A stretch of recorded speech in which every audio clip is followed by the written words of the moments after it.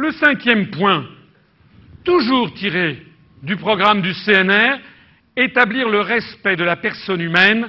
et l'égalité absolue de tous les citoyens devant la loi. Le plus fort de l'histoire, c'est que tout ce que nous venons de voir sur cette société de surveillance généralisée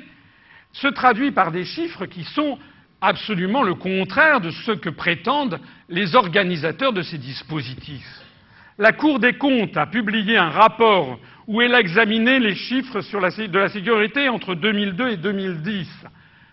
Les résultats en matière de lutte contre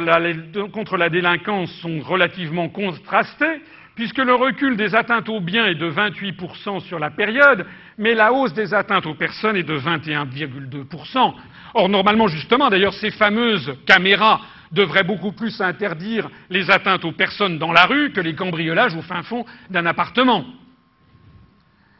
Nous avons assisté par ailleurs à une baisse des effectifs, une baisse des moyens, une faible présence sur la voie publique des policiers, puisque maintenant on met des militaires,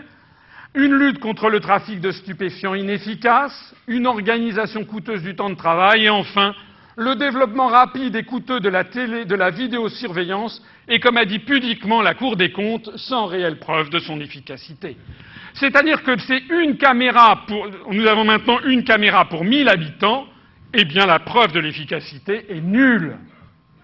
Alors,